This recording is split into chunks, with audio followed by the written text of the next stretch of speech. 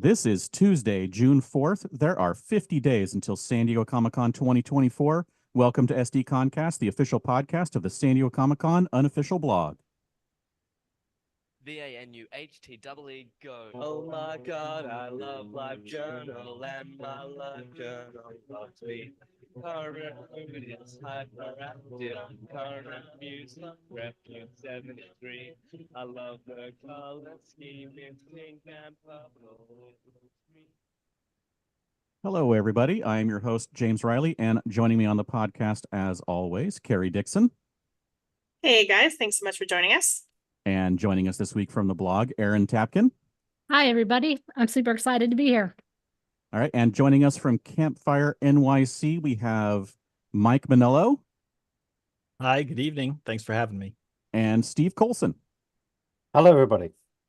All right. So welcome, everyone.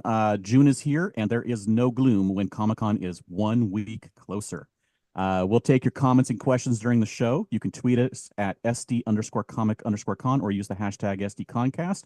We will be keeping an eye on the YouTube live chat if you wish to comment or ask a question there. But first up, we're going to talk to Mike and Steve. So, Carrie, why don't you take it away? So first off, thank you both so much for joining us tonight. We really appreciate this. But for anybody who's listening who may not be familiar with Campfire, why don't you just tell us a little bit about what you do and some of the activations that you've helped put on at Comic-Con? Sure, I'll start. So Campfire is a specialist agency. We focus on fan activities and fan activations and immersive experiences.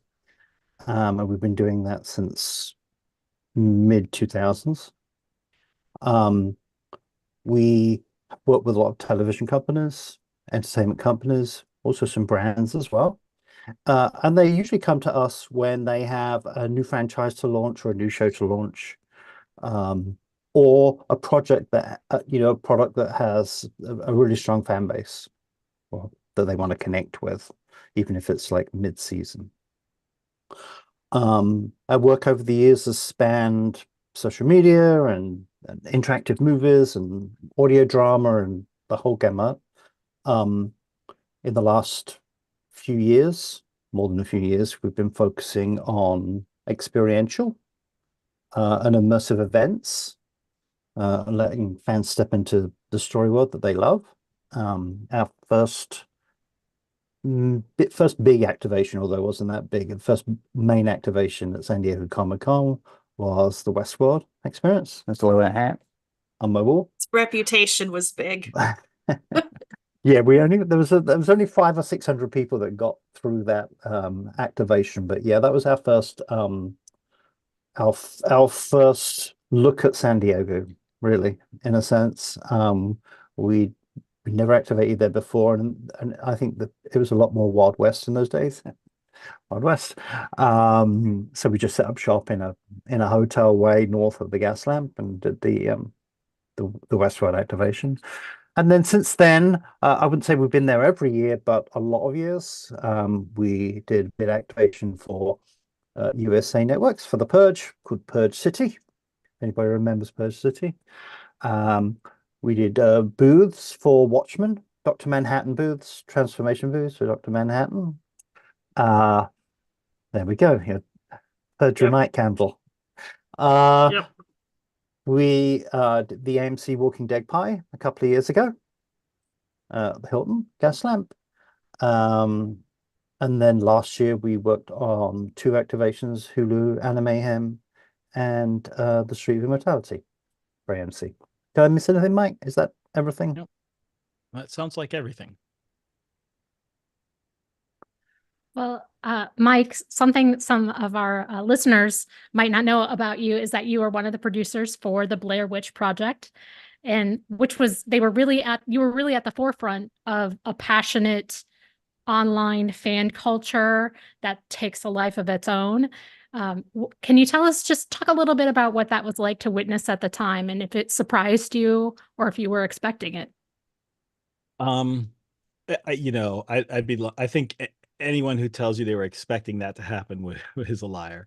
But we definitely I mean, I definitely had been thinking about the internet. I came in, I was early online in the internet, and I had gotten like the Florida Film Festival and the Enzian Theater, an incredible art house cinema in Orlando. It's a not-for-profit online. So I had been the one to put them online early on. Like, the Orlando Sentinel business section in the front cover did an interview with us about putting businesses on the web and why. And one of the questions was like, um, why would I log online and then have to wait to connect because we all had dial up and just to get the showtimes when I can pick up the phone and call the recording. And we were all kind of sitting there, and the buddy of mine, Brian Clark, goes, because it's the worst it'll ever be. And I was like, oh, when he said that in the middle of this interview, it kind of opened my mind to a lot of things. And so Blair Witch was us kind of thinking about just, what we could do then and where it could go, and imagining where it can go and being willing to kind of chase it. And so it was, it was a story that was told with people who I don't even want to call them fans, because there was no movie out. It all happened online before the film was even available. But that kind of interaction, the seeing what happened when fans got together, and seeing what happens when they got together with just enough of a wrapper to have provide a narrative and opportunities for them to kind of create for each other. And how amazing that was. And it was exciting to me. And it almost felt like it would have been a step back to go back and just make movies after that. And so Campfire really kind of came out of that. Absolutely. Well, on that note, I feel like the word immersive gets thrown around so much, but for your offsites at Comic-Con, like, I actually do feel that they are immersive. Like, it just always feels like you guys get it. How important is it to you to deliver an experience that fans would actually want to have and that are excited about? I'll take the first part, and then Steve can dive in. Okay, so one of the things that I think about us at Campfire is that we actually, and we say this to our clients, but we go, our clients know what they need to say and what they want to say to everyone at San Diego Comic-Con. And but a lot of times they struggle with how to say it, and so you have the clients represent the brands, and we represent the fans. And so when we come to what we're thinking about doing, we always remember that the brands are going to be very on top of what they need to communicate and how they need to, and how it needs to be positioned and how it needs to be done. And it's our job to figure out how to deliver for the fans within all of those guidelines.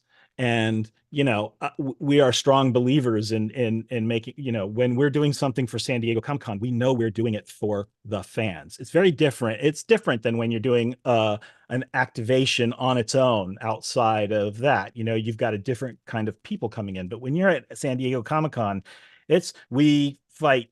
We don't have to fight, because really the clients that come to Campfire, they're coming to us because we talk about fan cultures in our work and how we get to our work.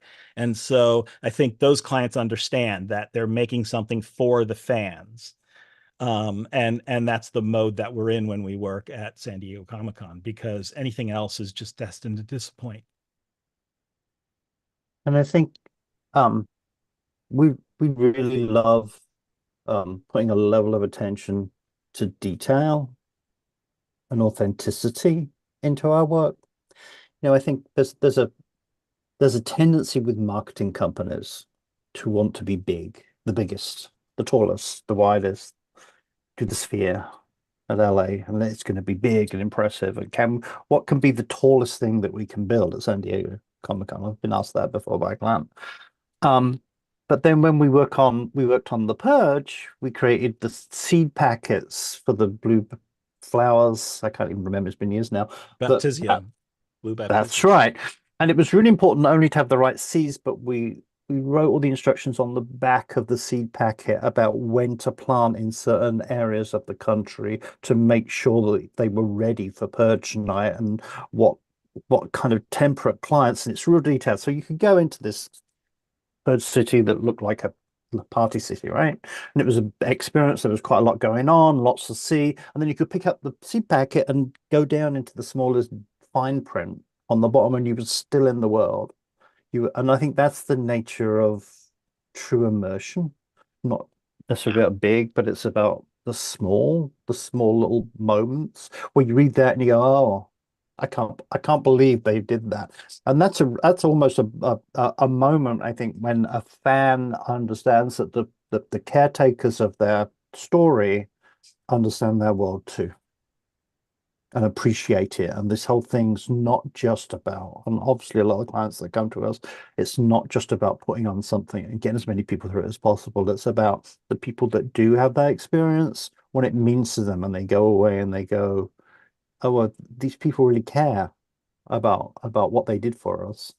And I think it's a certain type of client that comes to Campfire because they know we want to work with those kind of clients. It's almost impossible to work on an IP property for San Diego Comic-Con and not along the way become a fan yourself. And I have found that happens to me a lot. Like there are things that I become a fan of and I'm a fan forever, but in work, every once in a while something from work has that for me, or something comes in that I'm just a fan of. But anything else, if I'm not a fan of it, I usually become a big fan of it while I'm in the process of working on it. And then shortly after, if it's not something that sticks with my interest, it tends to fade away. But I always have these fond memories and feel like a fan of it, you know?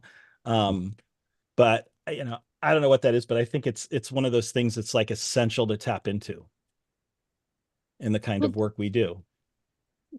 Well, I'm interested in finding out how you balance the diehard fans, which a lot of San Diego Comic-Con attendees are, and servicing them with an experience that's going to be memorable to them, but also introducing people into something brand new and getting them interested enough to when they go home to engage in that property.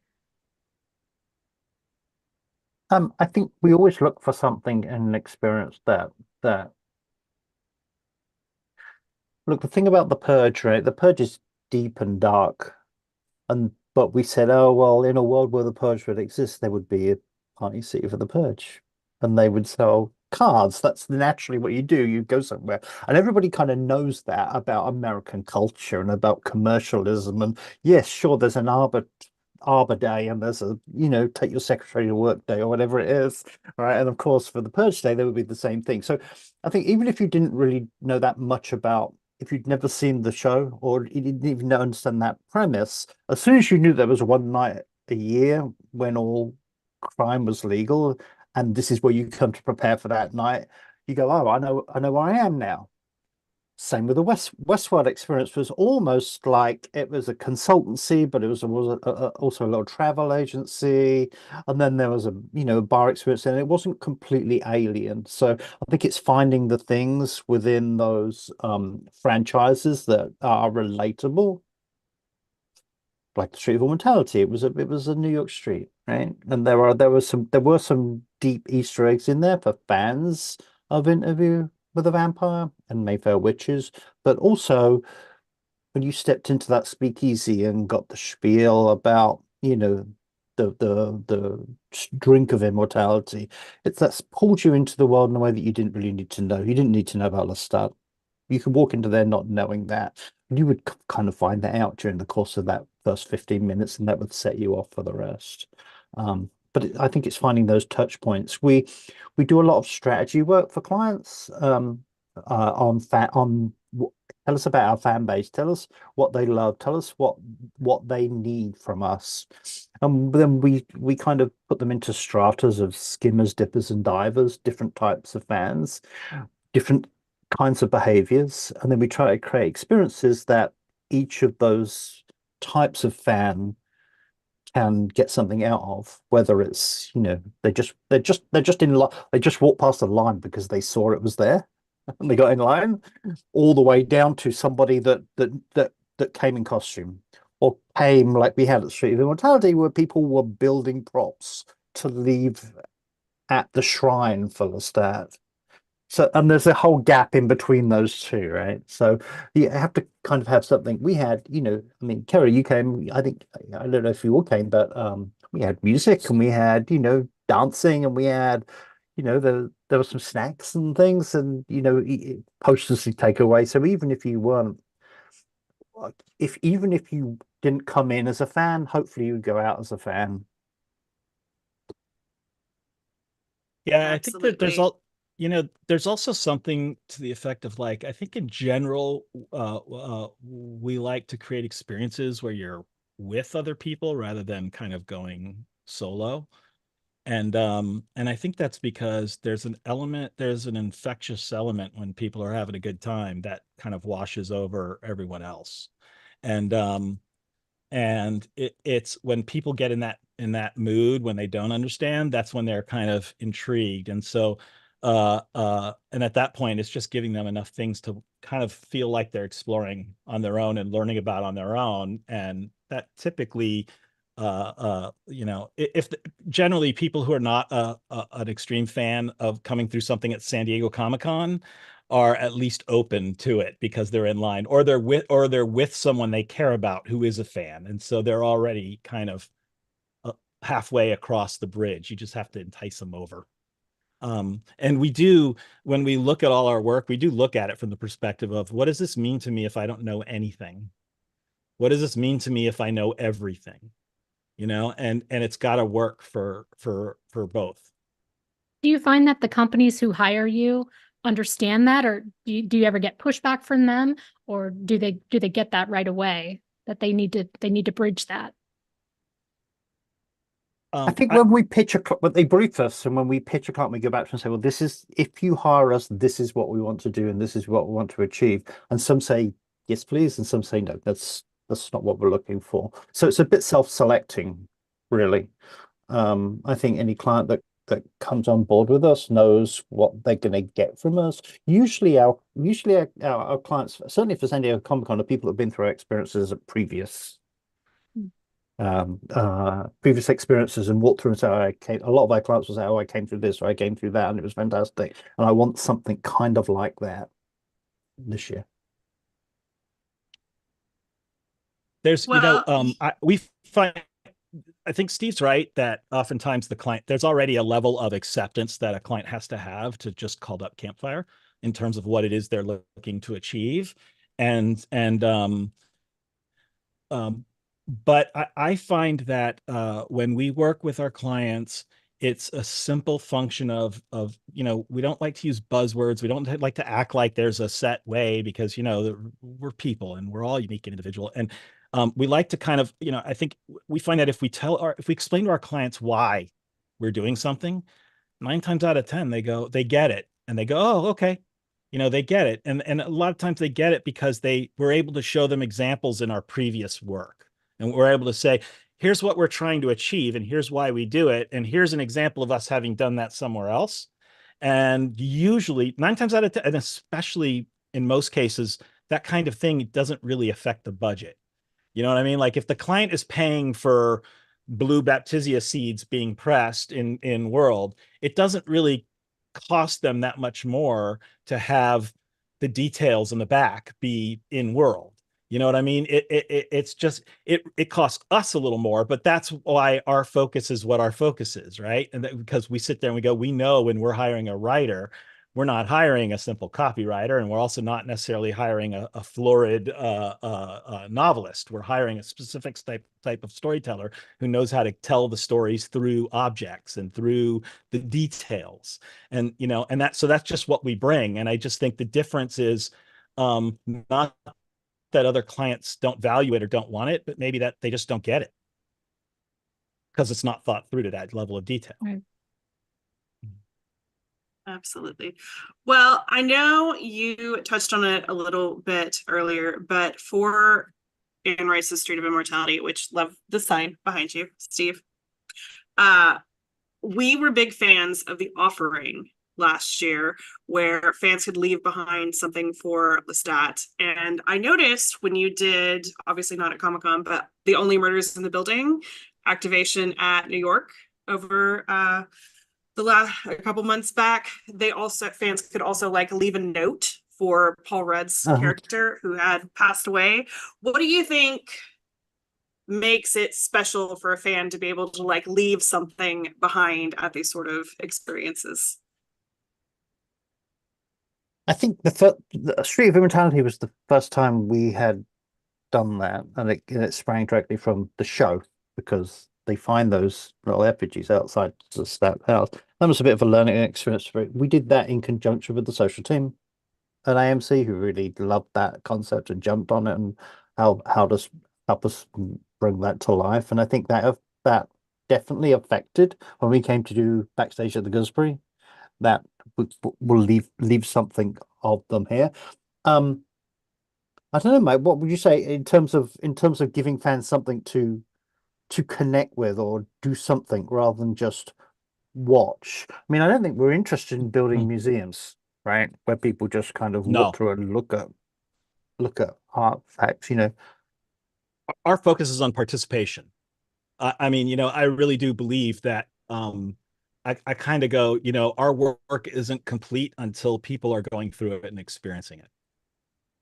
It really, you don't understand what it is until people are in it. And I think it's important. It's an important way to approach things because it is too easy to take up all the space and fill it with stuff that gives no room for anyone to project themselves into it. And I think what happens is I think people love the idea of projecting themselves into an environment, and some people indulge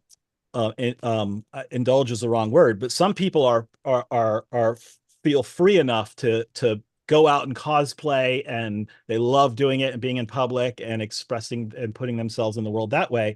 And other people are much more, they need a little helping hand. And so something like, leave something here or write a message and leave it here, or even like at the end of that, where it was like, put your pin in the board for who you think committed the crime.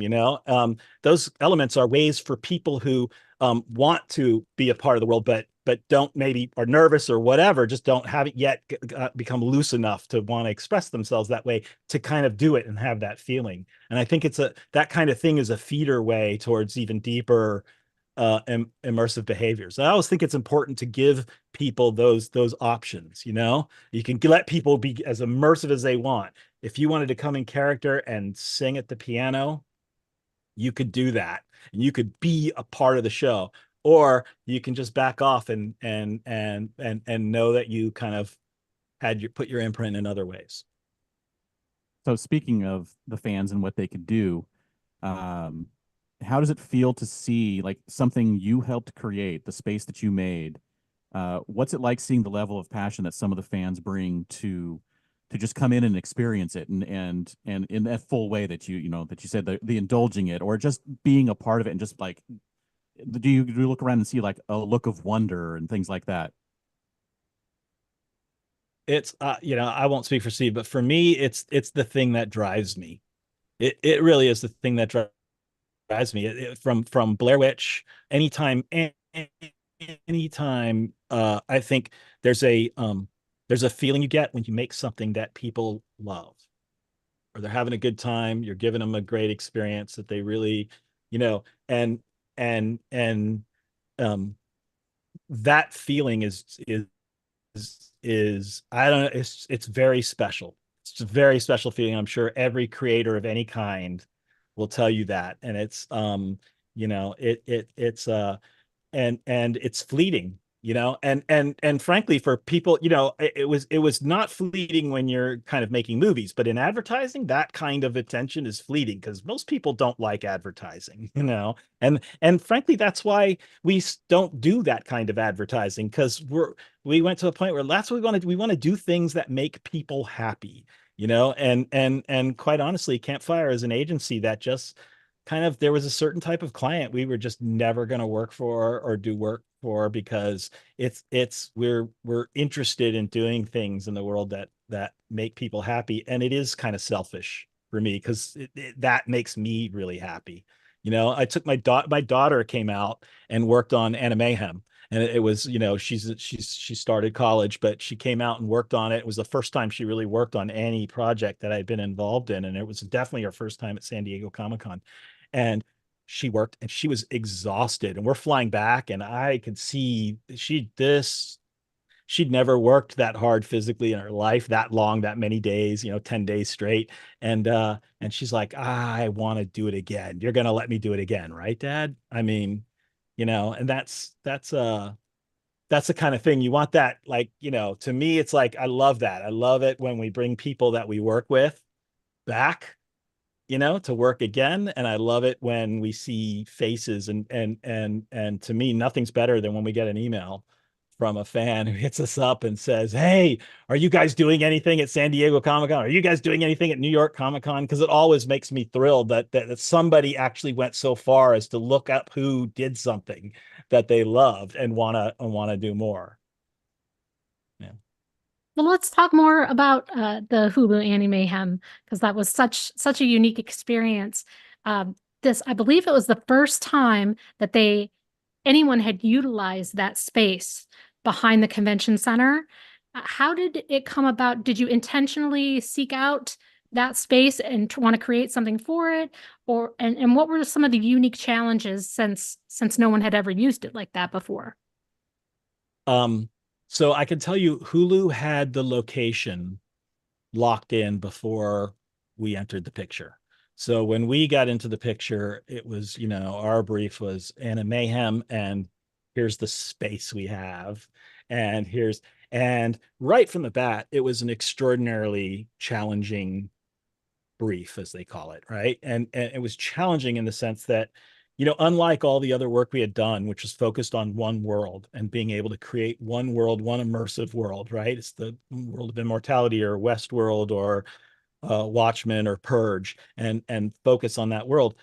This brief was for Animayhem and specific, so it was launching a new sub brand for Hulu, and then on top of that, also promoting 9 adult animations that are similar in some ways, but very different in others, and have their own unique styles and are from different companies, right? It's not like it's all under one company either. So it was like mixing all of these characters together under Animayhem, but also keeping them in their own worlds and wanting to make the experience as immersive as possible.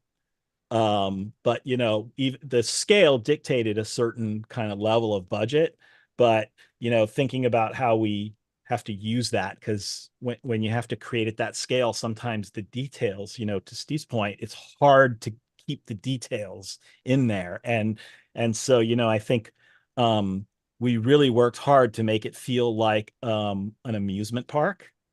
In a way, we were like, this has to feel a little bit like an amusement park, because, you know, I was thinking about Disney World and how there's area like Frontierland, but then when you enter the Haunted Mansion area, it becomes the Haunted Mansion, and you're kind of like no longer see the rest of the park, you know. And so it was like that. We wanted it to be a little bit like where, you know, once you get into an individual show experience, you could just be there in that moment, but then when you pull back, you're like, oh, here's another area, and then you're in that moment. You know, to kind of keep that immersive feel across 9 properties, and not have it feel like a carnival, you know. And those are always the challenges, because we're not able to tell a linear story, so we're having to create very small moments for fans within that. And So you had a linear space, but you couldn't tell a linear story. Right. Oh wow. Right. Yeah, because these characters don't exist in each other's worlds, you know. And Animayhem is really talking about the range of adult animation that Hulu has. But, you know, you don't make an activation of Hulu talking about it. You show the goods, like, oh, his are all the goods, you know. And it's a great mix of all those things, you know. And this was also a first time launch. It was the first time launch, and it was the first time that Hulu had come to San Diego Comic-Con with an offsite. And so all of those things and the fact that then the strike happened, right? All of a sudden, I think what was really, really smart about Hulu is the strike happened, and I think some elements of of of of publicity no all of a sudden closed off, right? Like we know Hall H kind of shut down, but and all of that happened. And I don't know any details, but I'm sure there was discussion about whether they should even do this. And it was like, yes. And not only were they like, let's do it, but it was like they understood like Hall H isn't there. So it's, in a way, it's kind of up to the offsites to really deliver something that's big and memorable for the fans. And we kind of went at it that way. We kind of went at it as like, hey man, this is it. Like this is going to be the big thing for fans this year. So let's take advantage of it and let's lean into it. And they were amazing about that. Yeah. Well, I have a question about that. So I think one of the other firsts was that I think it might be your first offsite that was you could just see everything as you were walking by. So what was it about that? Like, was that something that you planned for to give people a portion of the experience just by being able to walk by? Was that in the planning, or was that just something that you dealt with, that was just, not really something you worried about, but hey, let's do something? Yeah, we had some areas that were covered, and then we had that kind of big outdoor portion, and we wanted you to see like the Futurama space and the ship and everything, but you couldn't see what was inside unless you really went in through unless you went into the space. So it was definitely designed to be open. I think it made sense because we had that beautiful walkway along the water, and we know that's a main thoroughfare for a lot of people going back and forth. And so it just seemed to make sense. We're always concerned about lines, and we're like, well, we also were concerned about, frankly, some people like specifically having to walk behind the convention center to come to us, and then all of a sudden there's this massive line, and it's like, oh no. And so we kind of thought, well, at least the walk by is worth it. We wanted to make the walk by worth it. Like, oh, if you're not going to stand in line or you can't see it, at least you can kind of see a lot of really cool things. And even we had some areas, I don't know if you all noticed, but we had some areas where people could kind of the hedge was open, and it was like a little invite. You could go in and take pictures, and you'll see a lot of people who didn't want to stand in line were able to kind of get in and get some photos with some favorite characters. And we did that, very specifically because it's one of the few things you can do to help deal with the line. I love that you guys even thought about that, though. Like, I think that's just speaks to, like you said, your level of detail and how much you care about the fans' That's experience. the campfire difference. We're going to call it the campfire difference. Yeah, but I actually think that concept was somebody at Hulu. Somebody at Hulu, but because I think it was when we were walking. But I think that's what I'm saying about like, yes, it is. We do think about that, but it's also the kinds of people that we attract to come work with us. They want that, so I don't want to make it definitely, our work, I think, is definitely a collaboration with our clients. I don't want to make it sound like we come in and we do all this brilliant stuff and our clients are just they're very much partners in this, and they very much understand and know what they're approving and what they're paying for. I think as well, how you approach the line, and whether you have a line or whether you have tickets, that affects the content that you have inside. I mean, I'm not giving anything away, I don't think, but when we initially developed the Street of Immortality, it did not have the speakeasy experience in at all. The whole thing was going to function like a street fair, and people were going to come in at one end and walk out the other end, and just a flow of things happening. You could walk down the street. And then when we decided to switch to timed entry, we were like, oh, I think we need something at the front. We need a moment at the front that we put people in every 15 minutes, and it's a 15-minute experience, and we can put them in and then let them walk out. And so one of the reasons that speakeasy experience was developed was it was the punctuation mark at the start that because when you sell tickets, it's more like a theater show, right? More like Dungeons and Dragons had done. I think that was the inspiration for it. We talked a lot about what happened to Dungeons and Dragons. So we said, okay, so if we're going to start sell tickets then, or give away tickets in blocks, that's when we developed the speakeasy show at the beginning. I think there's always going to be like a bar experience of some kind that you could walk in and out of, but it became more like a performance at the beginning of the more non-linear story. So we do spend a lot of time thinking about, is it going to be a line? Is it going to be a ticket? Is it going to be both those things or neither of those things? Do we have space to queue people? We don't have space to queue people. Sometimes it's not our decision too. Right. Sometimes it's not our decision, but Right. when it is, we do think of it. Well, another really great, actually, both of your events last year had really amazing coveted swag, but one of the most exciting ones was the Animayhem backpack, which you can see I have one here, and the pin sets, which I also have.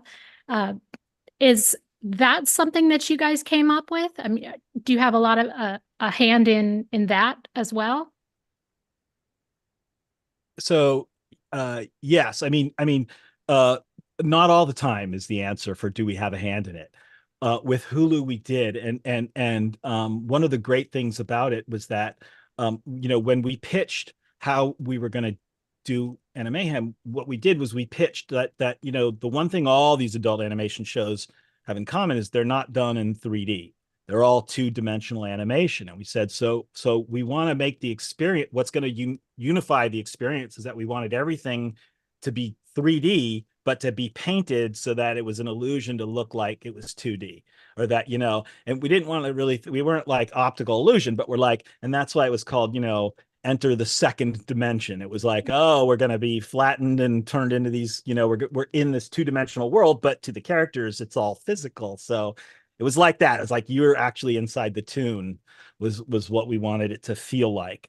And so that once that as a unifying kind of design theme took over in the concept, it was like I think those bags specifically were actually in the original pitch deck of like, and here's what we'd like to give away. So we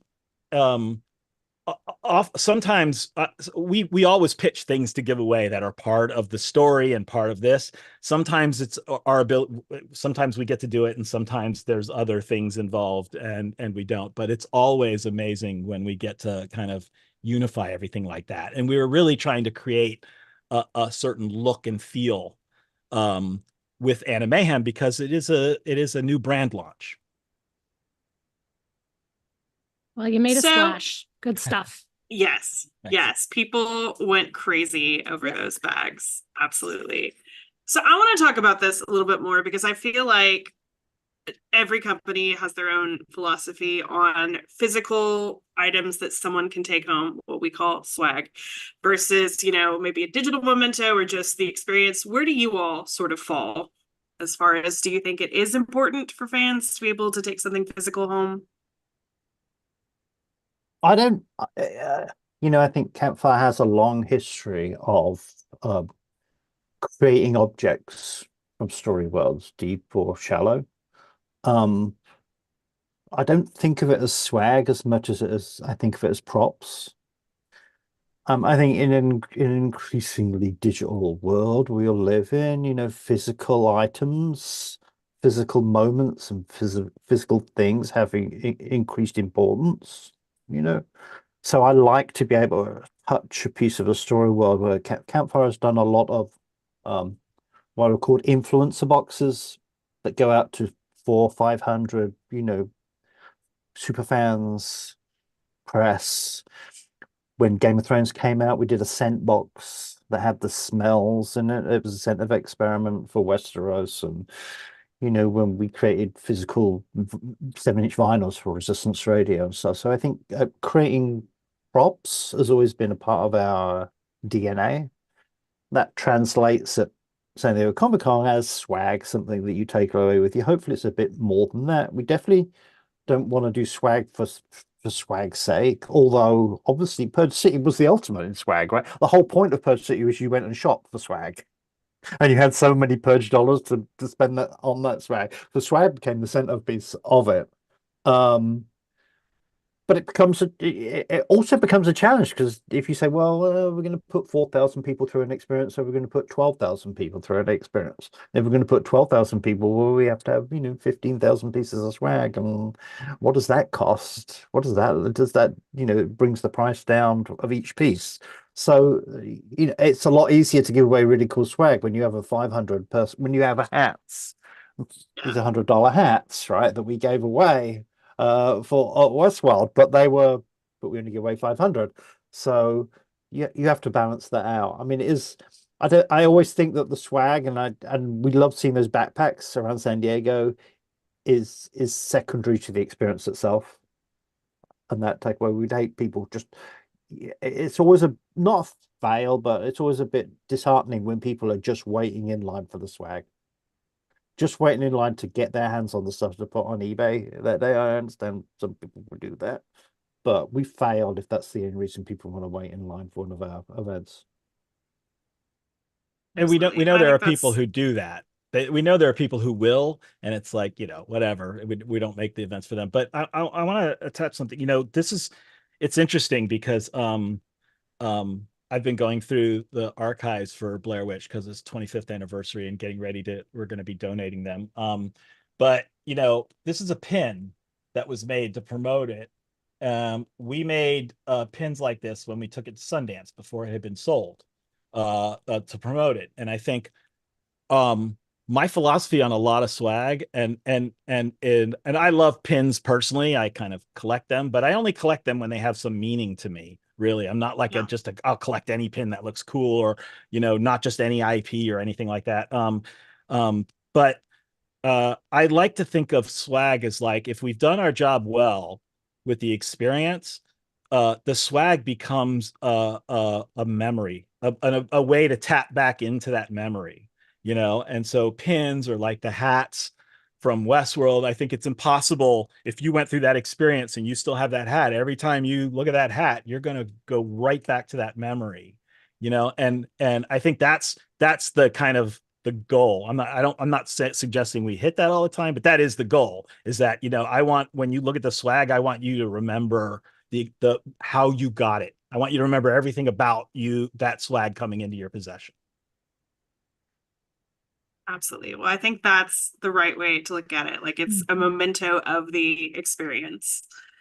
So I want to touch a little bit on, you talked a little bit about the strike earlier, and obviously last year was weird at Comic-Con because we had both strikes going on. What were just some of the unique challenges of trying to plan for these offsites with those going on? Or benefits, because like you said, like it kind of let the offsites shine, really. I think, well, Steve and I faced very different issues, which was interesting because the strike happened, like when we were pitching, we were like, if the strike happens, we could maybe do this, so we were already starting to think about things, but we weren't sure, and when you start pitching these things, and Animayhem, but by the nature of the fact that we were doing 9 things and it was complicated, and with something like Animayhem, you can't put people in costumes. It doesn't work. It's never going to work. People wouldn't accept that. So it's like, the reality is you're never gonna, until the technology improves, and we are keeping an eye on that technology. But until that improves, you're not going to be able to walk into a space and talk to Bob from Bob's Burgers. just not. And so that kind of limited our need for actors.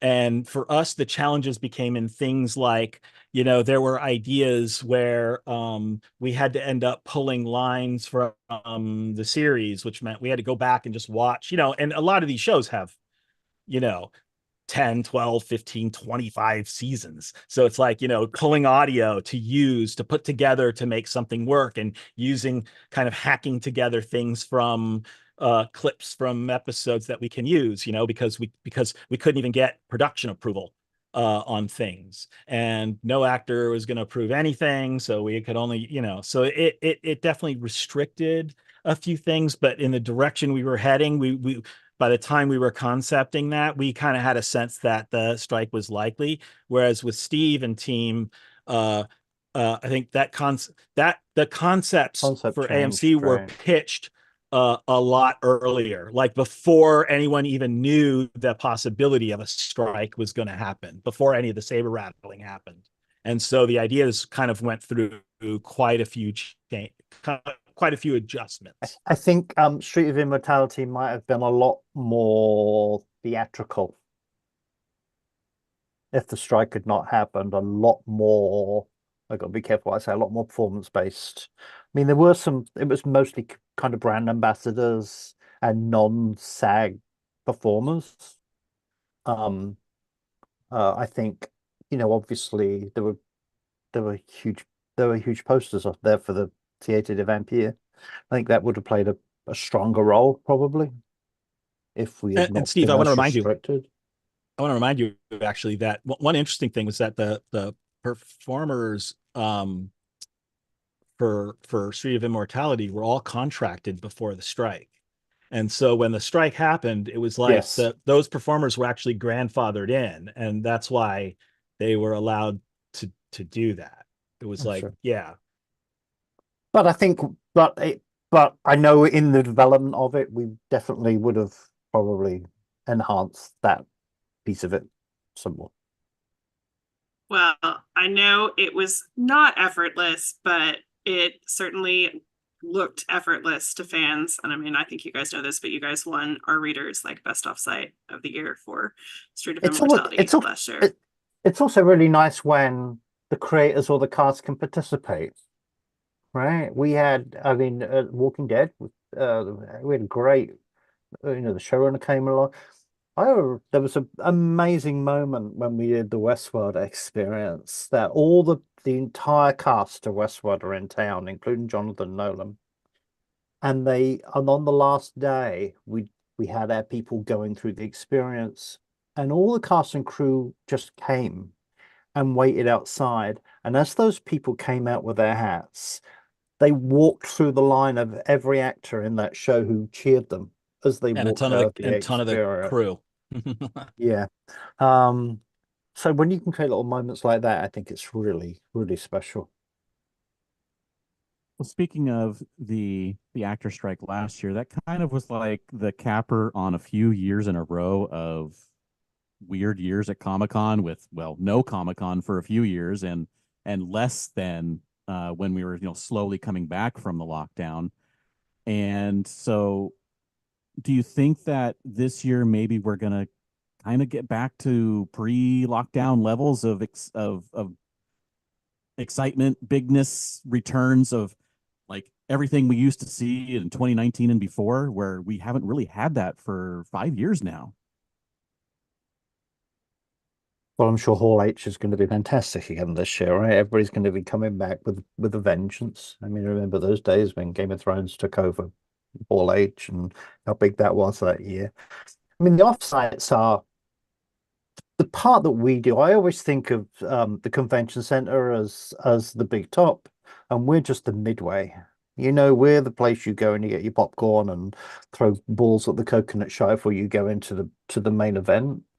So, the better that main event, the better anybody benefits. We just kind of see it from a distance. But I suspect it's just going to be.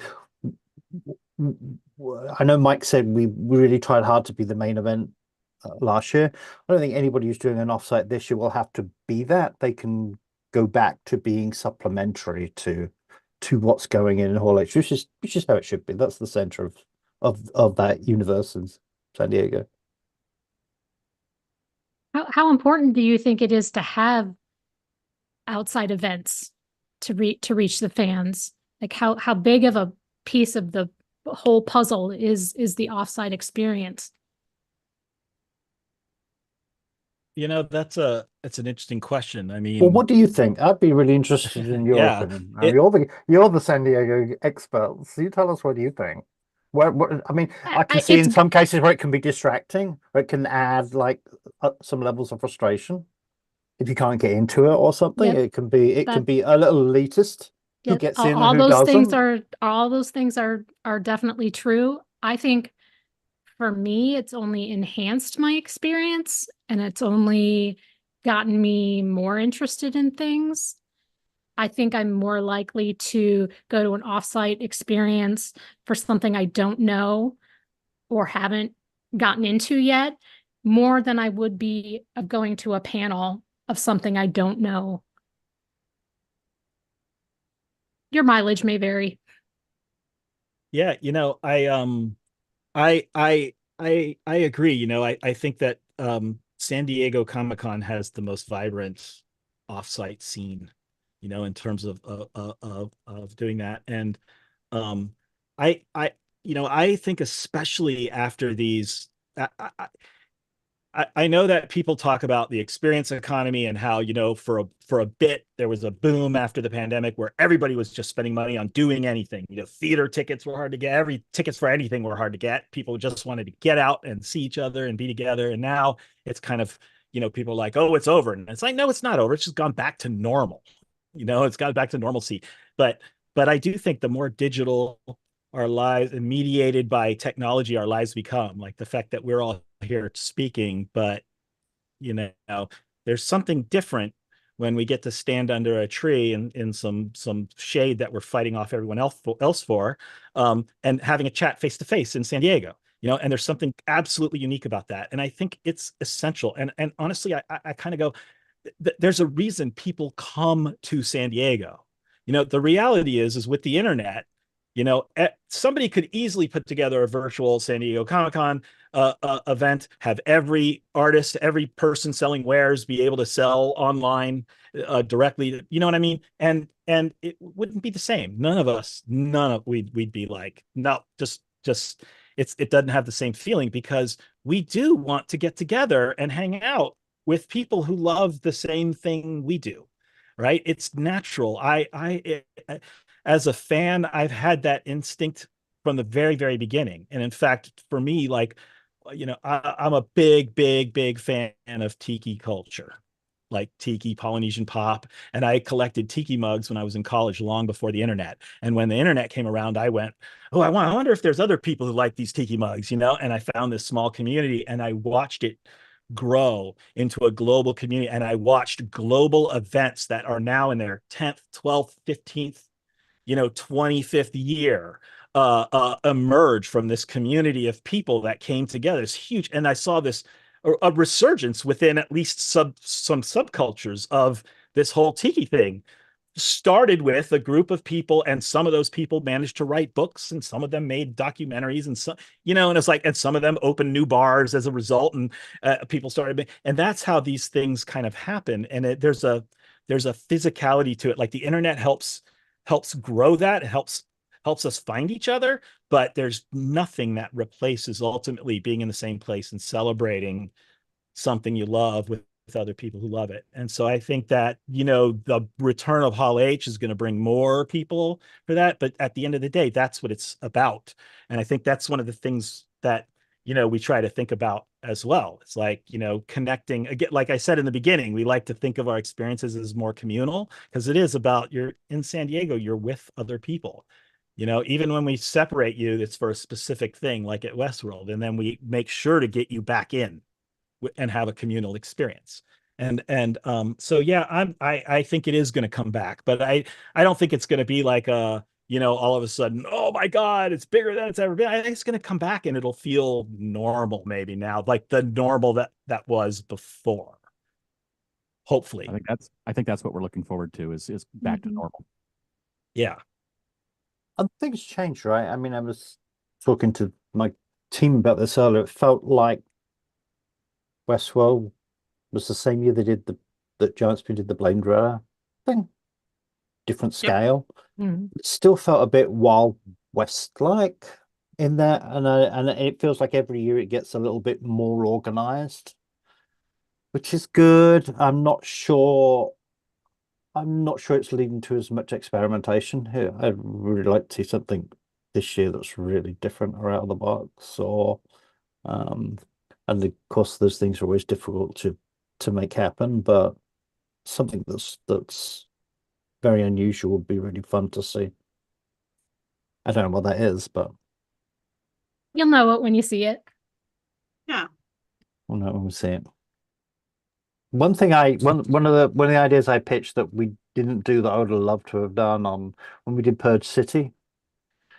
I wanted the day experience was about getting in and getting your swag, but then when the sirens went it off to clear the store out, I wanted to bring the shutters down and do a lock-in experience overnight for like 30 people, where it would almost be like they'd start to be murdered one by one during the night, and you wouldn't quite know who it was in the store that was doing that. So the store during the day would be this shop, and in the evening would be this very macabre overnight entertainment. So That would have been amazing.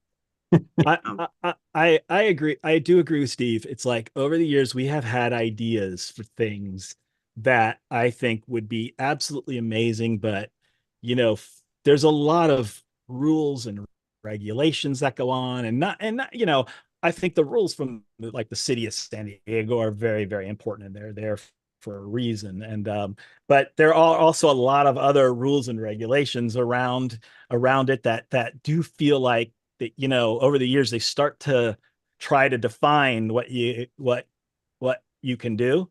And I think I think this is the old punk rock side of me, is like, now I'm going to figure out my way around that. Like, no, because the whole thing is like, well, if you're telling us this is what we got to do, we're allowed to do, we have to do something different because that's how you stand out, and there's got to, that element is an important part of it. I don't want it to get squashed out. Well, I am all for that. So I know you obviously can't tell us specifics, but can we expect to see you all in San Diego in 2024? Hell yeah. yes. Awesome. We're going to be back. Awesome. And we're looking We'll forward be to there. seeing everyone. Well, we cannot wait to see you all. And it seems like everybody in our chat is also incredibly excited about this year and all of the offsites that you guys have done in the past. We've got a ton of readers who are just sharing memories of some of the previous offsites. So I think it's going to be good. Oh, that's amazing. So Thank you. before we let you guys go, why don't you just tell our readers where they can find you and Campfire online? Great. They can find us at campfirenyc.com. That's where you can see all of our work. And then, Steve and I are, well, it's weird. I think Twitter used to be my go-to now, but it's a dumpster fire. So I don't really go anymore. I probably Instagram, I guess, although I'm not too, I go in and out of activity on Instagram. Probably the Instagram is the place. Mike Monello, everywhere, whatever platform, if I'm active on it, that's what I have. Steve? I have nothing to pitch. Oh, I tell me what you can do. Yes, I can pitch something. One of our, we create original content as well. If you go to campfirenyc.com/comics, you will find some experiments there in the very contentious world of using AI to create sequential storytelling. And that's another whole can of worms I'm not going to open up right now, but Well, thank you both so much again for joining us. This is so fun. We always love talking Comic-Con and offsites, and we really appreciate you all's time. Thank you so much. Thanks, guys. Thanks, both of you. 50 days. Thank you. Yep. 50 days. Yes. Oh my God. We'll see you very soon. Yeah. Not ready. Back to work. Yeah. Yeah, pretty much.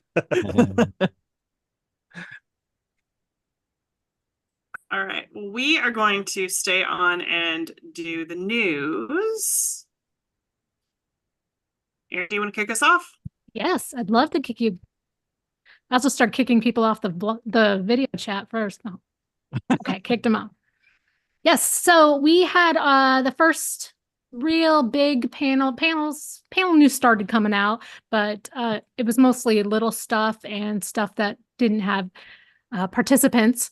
But we did get one animated series that was announced jointly with Cartoon Network and Max, and I hope this is how you pronounce it, Iyanu, set to make an appearance.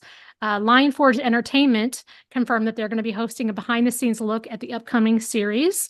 That's going to be on Saturday, July 28th at 1:30 in room 10. And they even mentioned some of the people that are going to be involved, including the creator, the director, supervising director, writers, all sorts of people. So that's the first time that we've gotten something big. They even mentioned surprises and that they're going to be playing a special scene from the new series.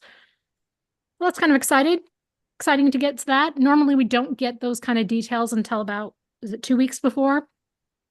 Almost exactly 2 weeks before, I think. So yeah, it was nice to see one big one sneak out. Absolutely.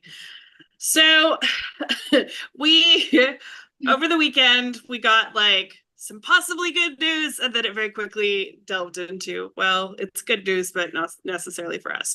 So right. The good news is Nerd HQ is back, and the bad news is, but it's not at San Diego Comic-Con. So Zachary Levi and Zachary Levi announced that Nerd HQ is back. It is now a fully fledged nonprofit. It's a 501c, which will be raising money for mental health awareness. They will be doing in-person events, but he did take to Instagram to clarify that at least for this year, that it will not be at San Diego Comic-Con. He said he may try to get back for next year, but he's not sure. So you can find all that information on our site. Their merch is also back.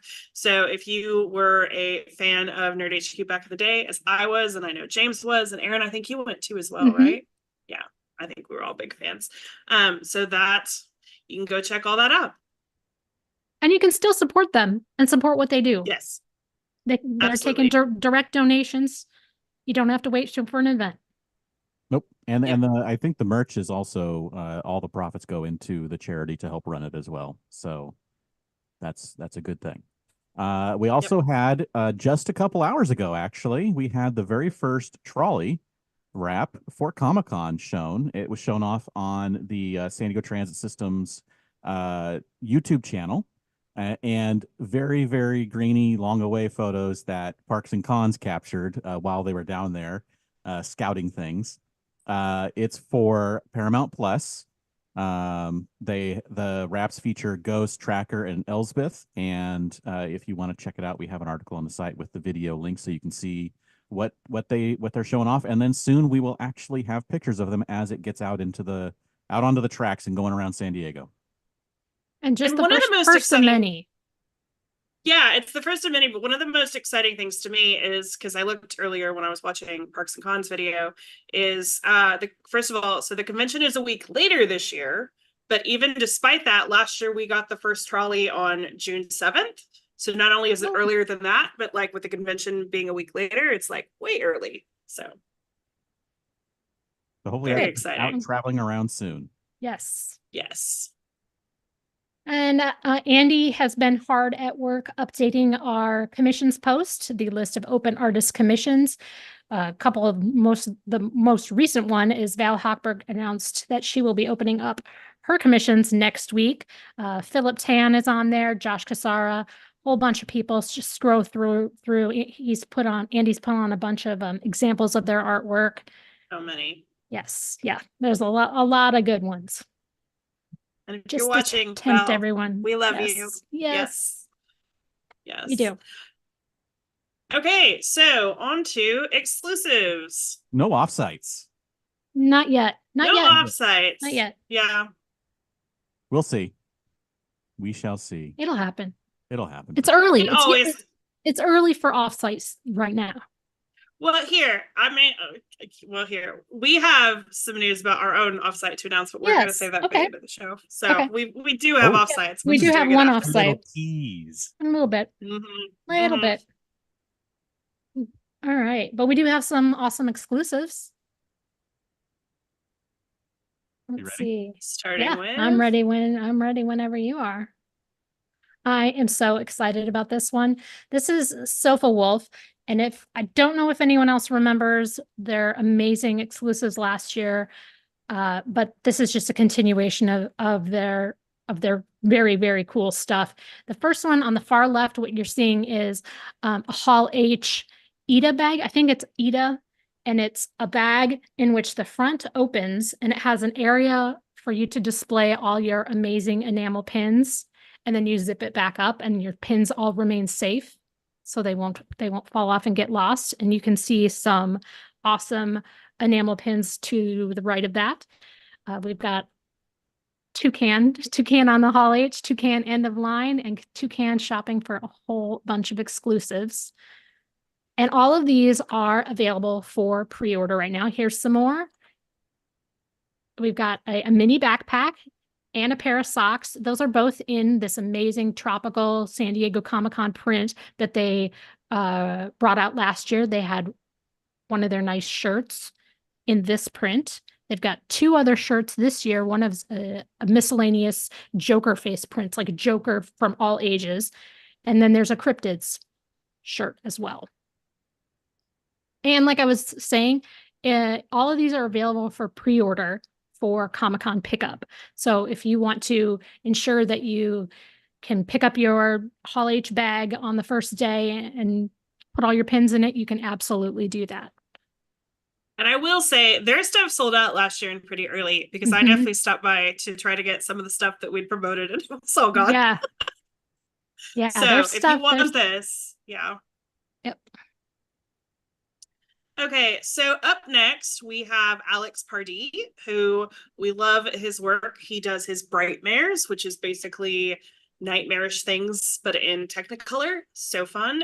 He has unveiled a Hall H t-shirt and pin. The shirt is available in two colorways, black and yellow, for $32 each, and those come with the pin. So I think that's a very good deal.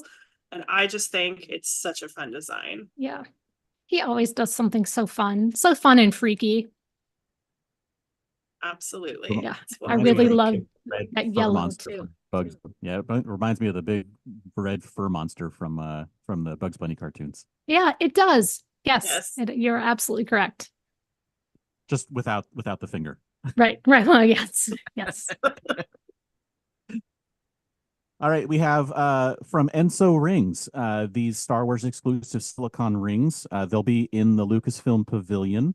They are made out of silicone, and they have the "This is the way" Mandalorian mantra. And these are a show exclusive, and they will be $44.99 at their booth in the Lucasfilm Pavilion. All right. We also have a few things from True Edge Knives. Last year, True Edge Knives came out with some really great Batman enamel pins, and this year they're doing some more enamel pins. They have a Tango with Evil pin featuring the iconic Alex Ross, Joker, and Harley Quinn artwork. They also are going to have a Wolverine pin from Deadpool and Wolverine. Both of those are going to be $9.99. And then they also have a Killer Clowns from Outer Space enamel pin set featuring Shorty, Spiky, and Slim. The set of 3 pins are going to be $19.99 at their booth. And each one of those is going to be limited to 1,000 pieces. And the Batman Alex Ross one is not final yet, yes, correct? that is a production mock-up that you can see on our website. Pin photos to be revealed very soon. All right. So up next we have CineQuest, and they have a really fun licensed pen for Pixar's Up, which features Doug and a squirrel. It is available for $15, and you can pre-order it for either shipping or to pick up at the convention. It's limited to 1,600 pieces.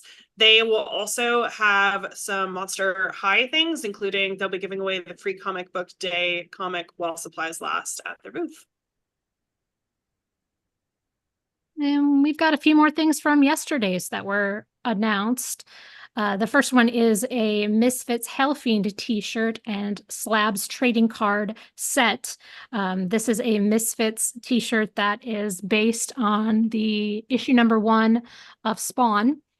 And then the card is of the same image. You can order the 2-piece set right now for $35 for pickup at the Comic-Con, or you can get the shirt by itself for the same price, and that will ship worldwide. Their second one, or their second Misfits shirt, is a pinup artwork by Sveta Shubina, which has the classic Misfits logo in a white colorway and a black colorway. It also includes the Slabs trading card, and you can get those for pickup for $35, or you can get the shirt by itself. And then Patrick Ballesteros, who, if you read our site, you are no stranger to his work. He showed off the first of his daily exclusives, which is Hallow Express. And it's basically his take on Harry Potter. And it's part of his Jeepney Cultura series, which celebrates the Filipino vehicle, the jeepney, and it's got all the different characters riding around in one. It's got all kinds of fun little details. It will be a 10x10 piece available for $30. We don't know which day yet. That will be revealed a little bit closer to the con. And then we did get some other news. So one of my favorites that we got today is artist Russell Walks showed off his Indiana Jones and the Temple of Doom 40th anniversary poster, which looks amazing. He always does really fun work. It's limited to 200 pieces, and it'll be available for $100. It didn't come out in time for us to do a slide, but you should definitely go check that out on the website. Chris Mays showed off his mystery boxes, which he will have a limited number of those available at his booth for $25 each. And each box will have different goodies. It could contain a mix of like current and previously archived art prints, new products, stickers, originals even. And he even has a couple of last year's Geek Summer pens, which will be in some of the boxes. So you can, again, find details and some examples of some of the things that you could get on our site. And then one of the things that I am most excited about is we may not know what NECA is bringing to the convention, but we know when you can buy it. Their annual online presale will be June 26th through 28th. And basically what they do is each day at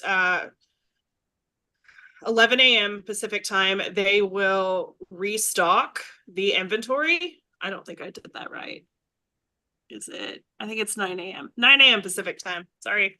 At 9 a.m. Pacific time, they will restock the inventory so that if you miss out on the first day, you can always try again the next day.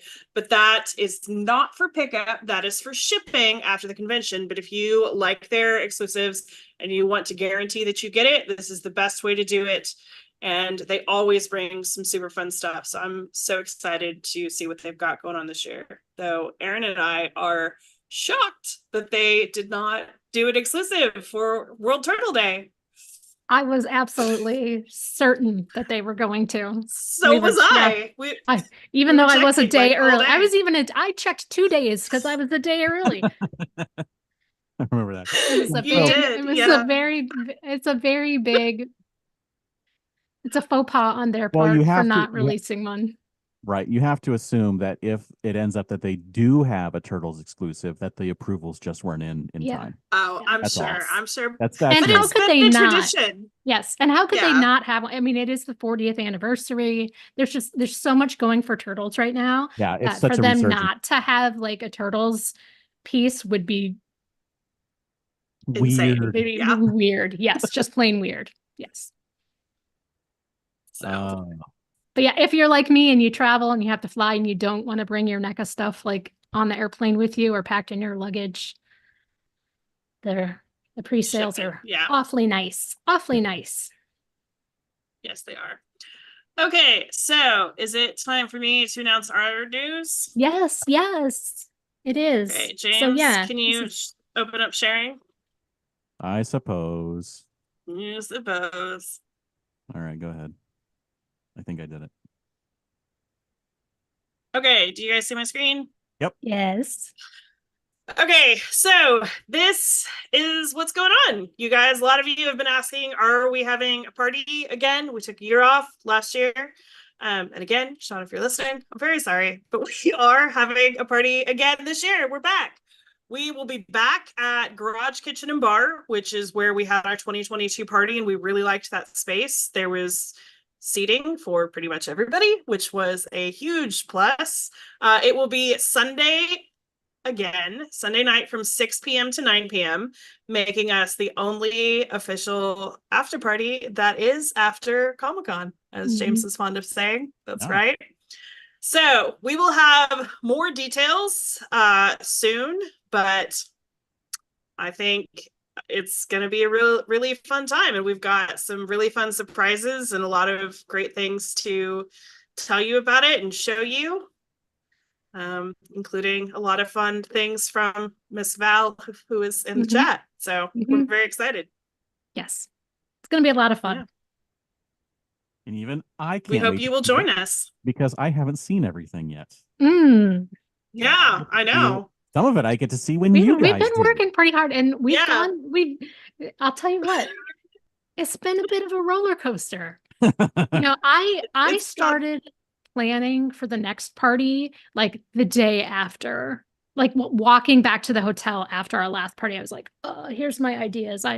And we've gone through several ideas, and we've I'm not gonna say we flip-flopped, but like we settled on one, and then we were reinvigorated by some artwork and decided to backtrack to a different idea. Yeah. So Thank you, we Val. just it's been a roller coaster, but I think everyone's going to have so much fun. We have some great like little activities planned, and we've been spitballing some like fun and funky ideas. There you go. Well, yeah. We'll do some kind of spitball thing. No spitballs, please. No.